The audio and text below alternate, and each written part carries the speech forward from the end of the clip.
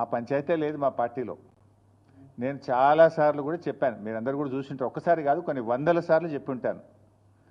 ఇవాళ కేసీఆర్ గారు మా పార్టీ అధ్యక్షుడు, ఆయన యొక్క ఆదేశాలను తూచా తప్పకుండా పాటించే ఒక క్రమశిక్షణ కలిగిన కార్యకర్త హరీష్ రావు అని చెప్పిన. ఇది బహుశా వందల సభల్లో చెప్పిన, టీవీ డిస్కషన్స్లో చెప్పిన, ప్రెస్ మీట్లలో చెప్పిన, చిట్చాట్లో చెప్పిన, అనేక సందర్భాల్లో కూడా చెప్పిన.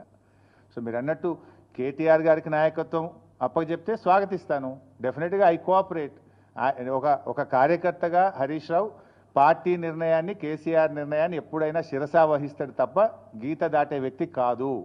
ఇది నా 25 ఏళ్ల రాజకీయ ప్రస్థానం చూపిస్తుంది. 25 ఏళ్ళ నుంచి నేను బీఆర్ఎస్ పార్టీలో ఉన్నాను. పార్టీ జెండా పుట్టుక నుంచి ఈ రోజు వరకు కేసీఆర్ గారి అడుగుజాడల్లో వారి సూచనలకు అనుగుణంగా పనిచేసేటువంటి ఒక కార్యకర్తగా హరీష్ రావు పనిచేసిండు, రేపు కూడా చేస్తాడు. Thank you.